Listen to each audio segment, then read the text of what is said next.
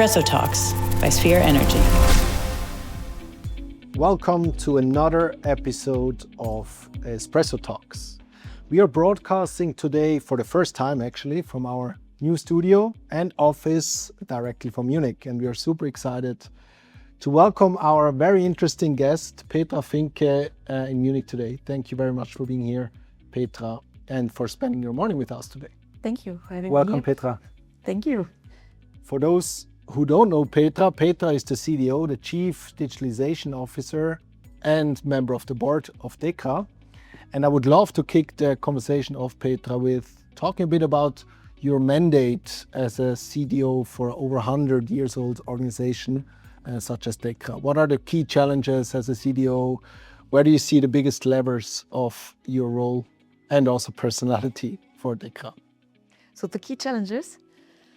My key challenges are, it's a broad global organization with a few thousand services, and also I have to say a few thousand applications. So a grown, complex landscape of digital tools, of processes, and. So it's a challenge to consolidate, to bring that into a digital future, which is easy to adjust and which is flexible also to react, to be agile in future as well. Yeah, that's one challenge. But on the other hand, this complex and historically grown landscape has also huge of chances for us, because there is a lot of data and knowledge in our digital world already, and if we make this accessible and also via AI, I think this is gold for the company. The combination of knowledge, data, digital tools, also sometimes there are complex and also legacy, but to combine that, it's and to modernize that, that's my challenge on the one hand, but also this is something which motivates me really. I love it, yeah. Thanks a lot. I mean, let's talk a bit about your AI strategy, if you don't mind. I mean, obviously, Dekra being this diverse company spanning across multiple service divisions, across industrial assets, across testing, obviously vehicle inspection and people processes and organization. Where do you see the biggest levers and eventually return on invest for your AI strategy? Maybe two components to this question. Talk a bit about your AI strategy, if you don't mind, and then where do you see the biggest levers of the strategy? Okay, our AI strategy has two components. On the one hand, we are using AI for our own services, to optimize our own processes, services, to also add value to our existing services or to define new services. So AI for TIC, so for testing, inspection and certification. And on the other hand, we are testing products in the physical world, like a car. It's becoming more and more computer on wheels. So there is a lot of data in it, but also, you want to drive a car which is safe and you can trust on the digital tools in it, and it's updated over air. Yeah, and that means it's not only testing a product when it comes into the real world, it's also to be tested along the whole life cycle of the product. And this is what we do. We call it digital trust. We are testing functional safety, cybersecurity, and trustworthiness of the AI tools. And the three elements belong together. The example of a car is, I think, a good example showing that it's not enough to do only functional testing today. And maybe, how do you get started with this? I think this is always a big question that large companies have, right? Such a transformative action. How do you get this started? We talked in our prelude a lot about training and upskilling people and getting the mindset there, and also having the balance between people wanting to start and then maneuvering it in a way that it's not turning into chaos. Maybe your experience there and your approach would be valuable for our audience. Okay, so Dekra is an engineering company, so very technical, which also I like very much. And therefore, our colleagues are very curious also about AI, about technology, and combining their their testing with tools, with digital tools and AI. So that's great. But when it comes then to concrete projects, for sure, there are a lot of questions about, can I trust the solution? What is with data? Am I allowed to upload data? And so on. And what we do, we started a AI champion and ambassador program and training people along concrete use cases, directly experience to work with AI and to be able to ask questions and that they get the answers. So we have Q&A sessions, we have online training sessions, but we allow also self-service. So we are providing platforms and tools for self-service so that our colleagues can also try and try the solutions and learn on the way. This is what we do for sure, and at the same time we are looking for use cases. So, and it started very slow, getting ideas, and now it's really scaling up, and it's more about really analyzing the value of those ideas. Do we have the data for that? What is the impact of the solution? And this is now more our task, really to choose between the good, the best ones, and to bring it to a status where we can prove the value. So very fast, iterating, and after we have proved the value, then starting a real project and, implementing the data pipelines and the whole platform architecture. Also governance and compliance is really important, but to be fast at the beginning and then also prioritizing and focusing on what brings the most value. And you were asking me about in which areas we want to start, or we can start. On the one hand, for sure, our vehicle inspection, our future mobility business is a very huge one, and there it's important with automation and speeding up our processes. For sure, we can leverage the most, it's clear, out of the technology. But on the other hand, we have a lot to do with documents, so document processing combined with the expertise of our people, so what we have also in our knowledge bases. And here we can augment and support our experts, getting rid of maybe standard and stupid work, and supporting them to focus on their real competencies, to check or to certify certain documents or protocols, for example. Interesting. I mean, tremendous opportunities there. And I think an interesting perspective is that Dekra really has kind of two different AI strategies. Right? You mentioned AI for TIC, and there is TIC for AI, like for example the ISO certification for 2001, which we are doing with Sphere. But the more interesting, at least I think for now, for discussion is AI for TIC. What is the future? How does the future right-hand side of the V-shaped development process, so the testing, validation, certification of products look like in the age of AI? And maybe Lucas, you want to talk a bit our perspective on how we approach this together with Dekra as a strong partner. Absolutely. In the industry of building a product, a key challenge is to do that in a faster way, to bring innovative products faster to the market, right? This is the Chinese and the Asian markets are showing this, or have shown this to the automotive industry, how fast this could go. And one part there is how can we automatize the workflows in between the different steps of the V model, and how do we obviously not only optimize the workflows but bring intelligence to the actual task. So when we think of how do we transform a requirement to a CAD design, how do we automatically generate CAD designs, how we then test virtual prototypes, right? Simulation is a big topic. How do we interpret crash simulation results where a lot of complex problems appear? And then obviously there is the connect to homologation, testing, inspection, and certification in the end. And there it will be interesting how this market will evolve, right? Right now they're very much separated. The certification and homologation process is completely decoupled from the development side. And I'm really curious how this in the future will develop, because as you mentioned, right, products have also an afterlife now. ADAS is a very interesting thing, right? We have very crucial or critical systems now in our products, like ADAS systems or radar systems in a car, for example, in a self-driving car. Who checks how long they will last, and how does a certification and homologation process in the end ask the right questions, which obviously come from the engineering process. We saw that in the battery ages over time, and a lot of the homologation processes still focus on beginning of life results of a battery, and then you get a product homologized and certified on a beginning of life status.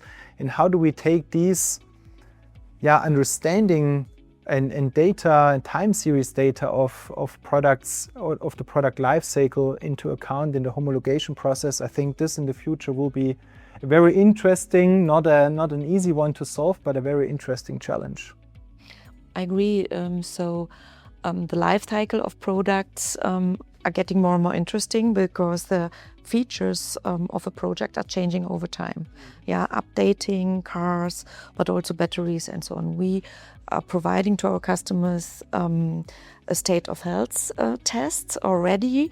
That's why we also are invested in your company, because we think that with Sphere we can scale up and can use also these technical capabilities for other engineering data, IoT data, sensor data we have in nearly every area of our business. So this is one part where we take this data, which we are measuring while testing products, and to, on the one hand, simulate the future, for example, maintenance cycles and so on, but on the other hand, also to gain insights, also which could be interesting to optimize products and to make them safer and more sustainable. I think this is a very important position of Dekra as well. You're also very strong in the regulatory field, right? And you're influencing policies in the right direction, and having you here as somebody who understands the product life cycle and then judges of how certification should look like in the age of AI. I think this will be a very important role of a technical service like Dekra. Yes, and Dekra by nature has to be neutral.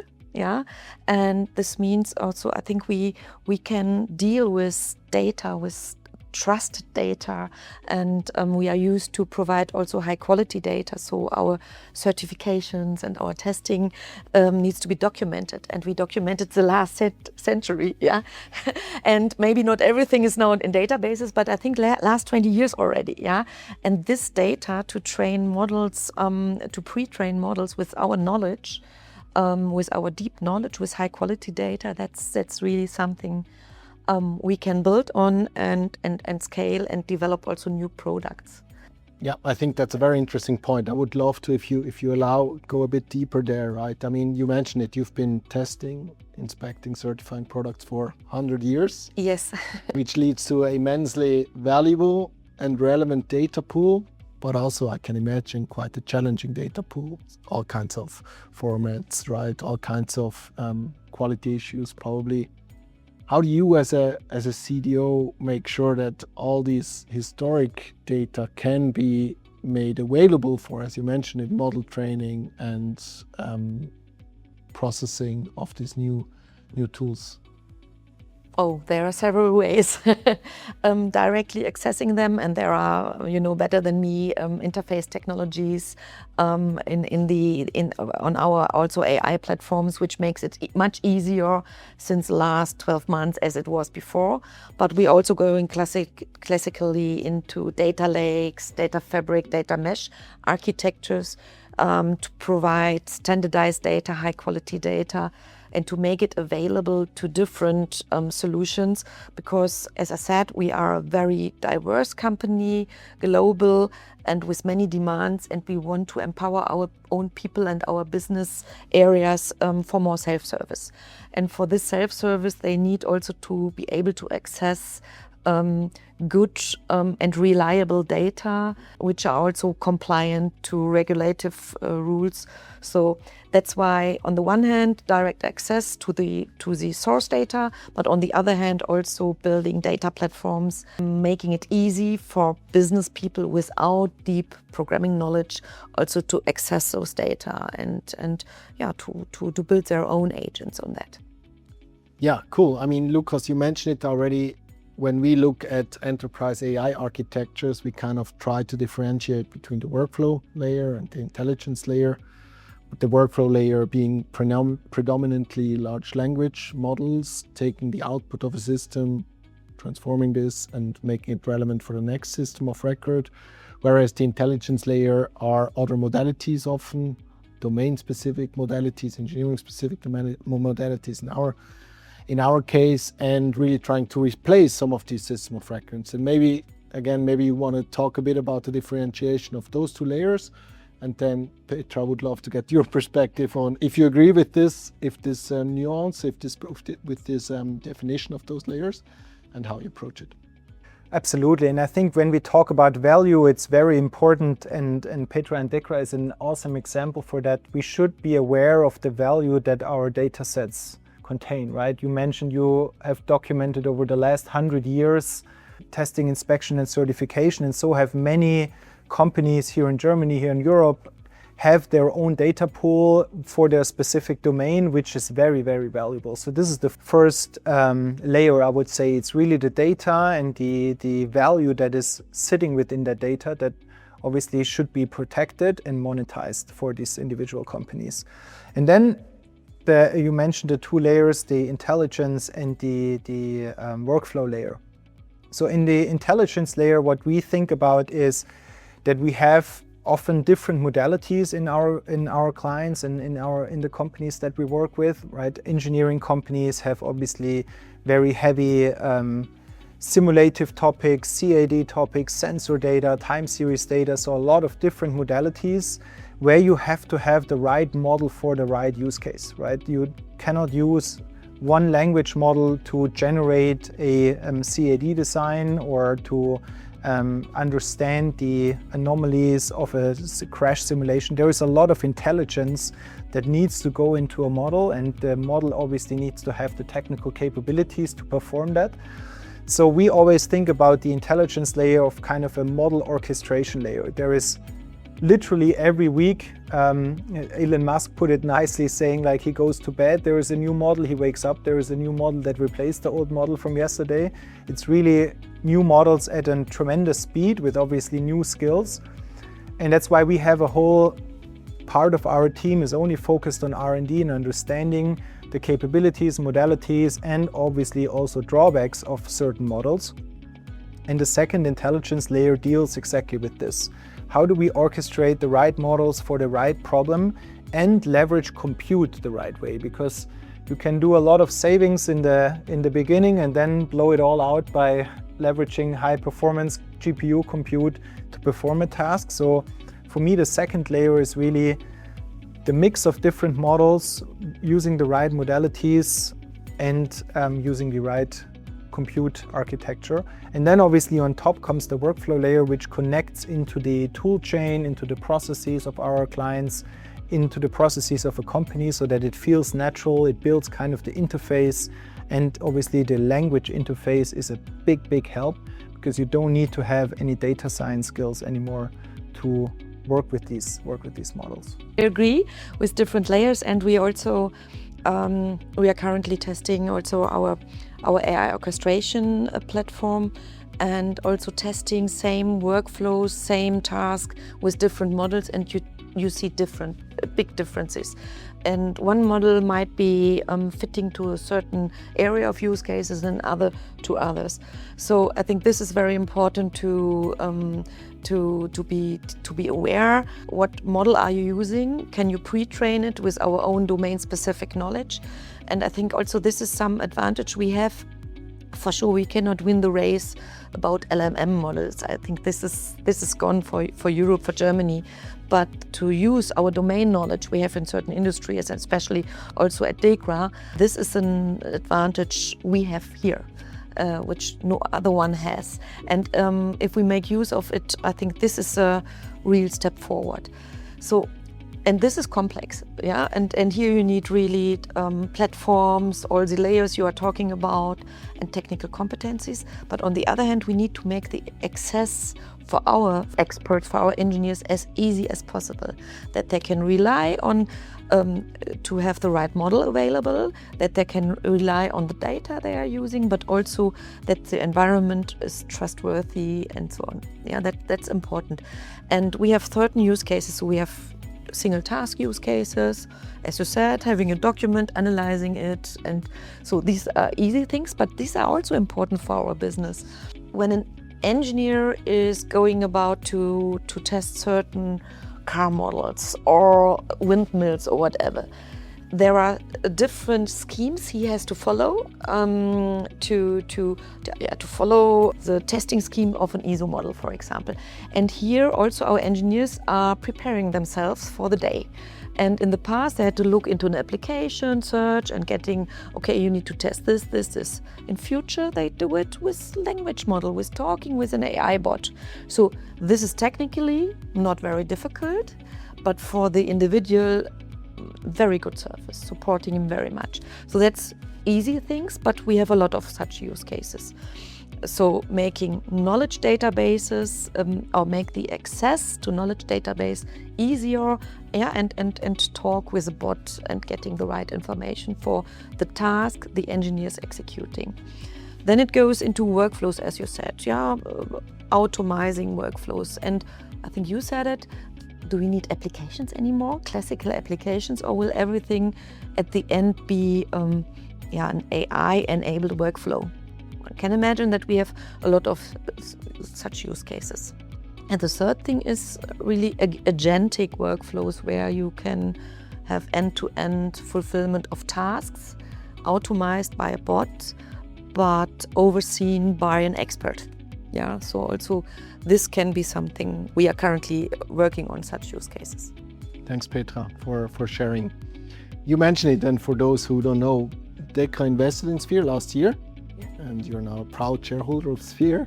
We are obviously a proud partner of Dekra.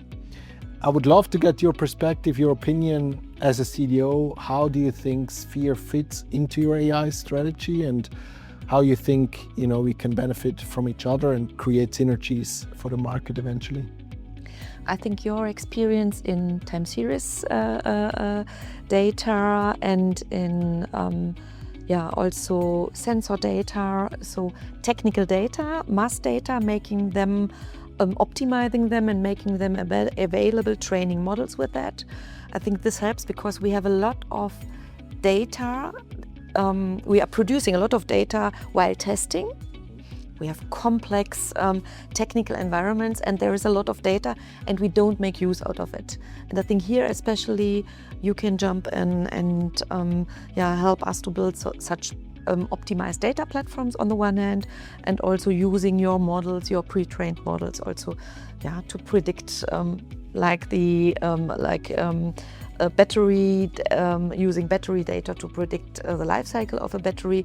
But I can also imagine we have digital twins when it comes to autonomous or assisted driving. So there is a lot of data. And I think here your competencies in managing data, technical data, and optimizing workflows and getting advanced information out of it. I think that's something which is special with you, and it's a good combination, I feel. Awesome, thanks a lot, Petra. Maybe a personal question, which I'm sure a lot of people in our audience interest. How do you, as a CDO, keep up with all that craziness that's happening in AI, right? There's every day something new happening. How do you manage to filter out the signal from the noise? Because I'm sure that's what a lot of our audience would like to do as well. How do you inform yourself and take decisions then in the end as well? So in this crazy world, you need to be a bit crazy and passionate about technology and data, and I am. So everybody who knows me who can understand what I mean. So I'm always curious, and but with my long-term experience and always learning, I think I can combine what I see and also decide, okay, here I need to go more into details. I need to bring people from business and technology together. So I need to translate what I see to the business, but also listen to the business, what they need. And this helps me also to prioritize. But for sure, you don't know. Currently, it's developing so fast. The innovation cycles are so fast that I feel that's why we implemented a kind of innovation engine. So really testing and doing in short iterations proof of value before we decide go or no go. Yeah, or develop it on our own with our own platforms and technologies, or working with partners like you. We have also venture clienting unit that we also look for startups and can learn from startups. So I don't know everything, but I'm curious, trying to bring these new technologies with business together, but also testing and maybe failing. So if out of 10 ideas, 2 ideas are working and scaling, that's very good. Yeah, we should learn, and maybe that's not typical for German corporates, and maybe also not typical for engineering companies, to test fast and to fail fast, and not to be afraid about failing, but being able to stop and going forward with those solutions or technologies who fitting to our needs. So I think this is something we also corporate organization need to learn, because I think it's also about speed and not all. And at the beginning, you don't need perfection, yeah, to test ideas, and then you can prioritize and go fully for those ideas with the highest impact and where we are able to scale. Amazing. Yeah. Cool.